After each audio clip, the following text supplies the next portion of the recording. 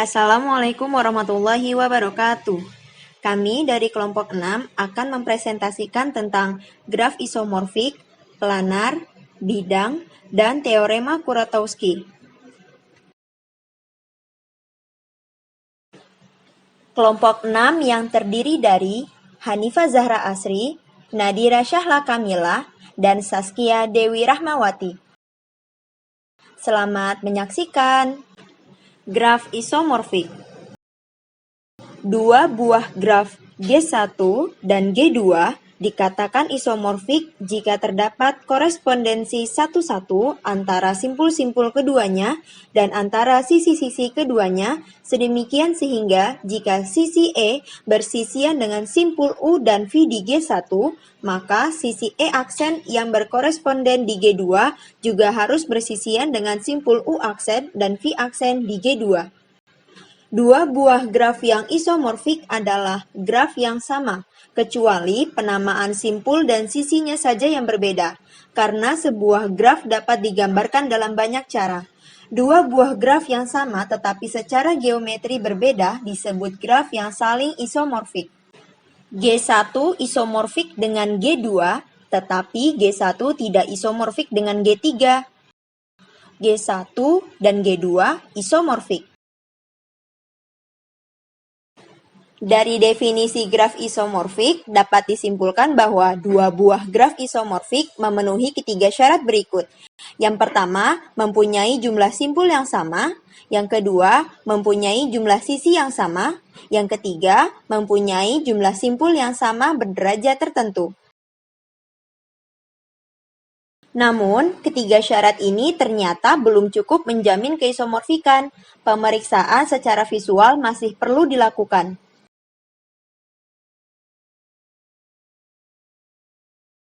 Untuk memperlihatkan bahwa dua graf isomorfik, kita dapat menunjukkan bahwa matriks ketetanggaan kedua graf itu sama.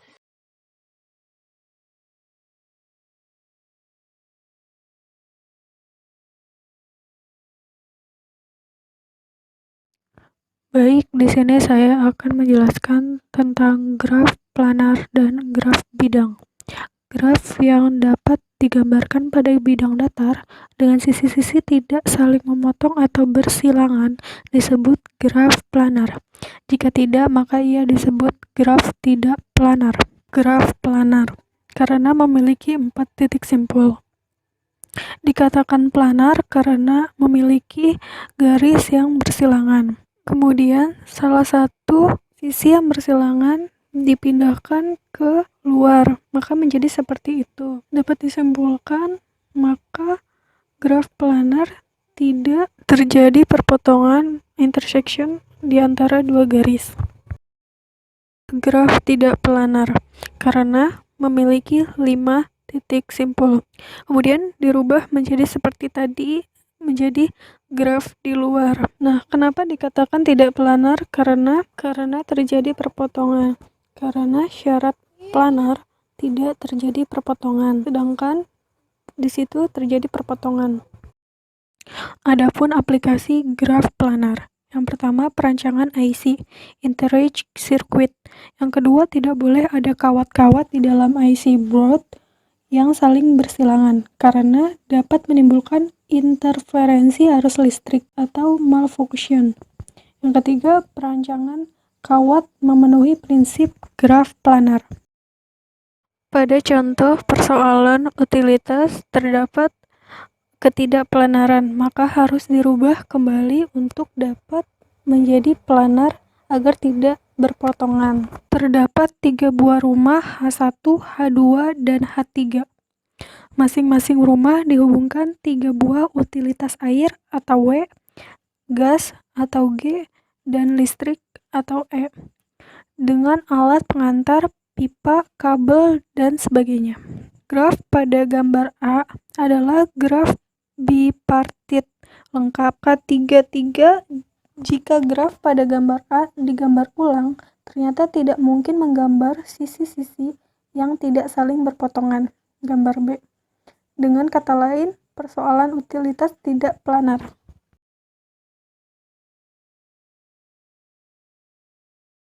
Graf planar yang digambarkan dengan sisi-sisi yang tidak saling berpotongan disebut graf bidang atau plane graph. Contoh A, B, C merupakan graf planar. Kemudian B dan C merupakan graf bidang. Kenapa disebut graf bidang? Karena graf planar yang digambarkan dengan sisi-sisi yang saling bertindihan. Karena ini contoh B dan C itu tidak saling bertindihan. Berbeda dengan graf planar. Dari yang saling bertindihan dirubah menjadi tidak berpotongan. Berbeda dengan contoh B dan C, dari awal sudah tidak berpotongan. Graf bidang sudah pasti merupakan graf planar. Tetapi graf planar belum tentu merupakan graf bidang. Selanjutnya yaitu teorema Kuratowski.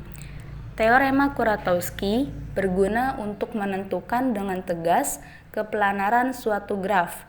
Dalam literatur tentang graf, dikenal dua buah graf tidak planar yang khusus, yaitu graf Kuratowski. Pertama, graf Kuratowski pertama, yaitu graf lengkap yang mempunyai 5 buah simpul. K5 adalah graf tidak planar. Yang kedua, graf Kuratowski kedua, yaitu graf terhubung teratur dengan 6 buah simpul dan 9 buah sisi. K33 adalah graf tidak planar. Sifat graf Kuratowski. Yang pertama, kedua graf Kuratowski adalah graf teratur. Yang kedua graf Kuratowski adalah graf tidak planar. Yang ketiga, penghapusan sisi atau simpul dari graf Kuratowski menyebabkannya menjadi graf planar. Yang keempat, graf Kuratowski pertama adalah graf tidak planar dengan jumlah simpul minimum, dan graf Kuratowski kedua adalah graf tidak planar dengan jumlah sisi minimum. Teorema Kuratowski. Graf G bersifat planar jika dan hanya jika ia tidak mengandung upagraf yang isomorfik dengan salah satu graf Kuratowski atau homeomorfik dengan salah satu dari keduanya. Graf G adalah tidak planar jika dan hanya jika ia mengandung upagraf yang isomorfik dengan salah satu graf Kuratowski atau homeomorfik dengan salah satu dari keduanya.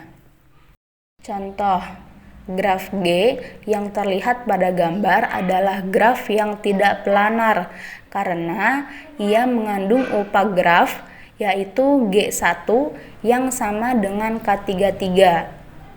Terlihat pada gambar, graf G mengandung upagraf G1 yang homeomorfik dengan K5 dengan membuang simpul-simpul yang berderajat 2 dari G1, maka akan diperoleh K5.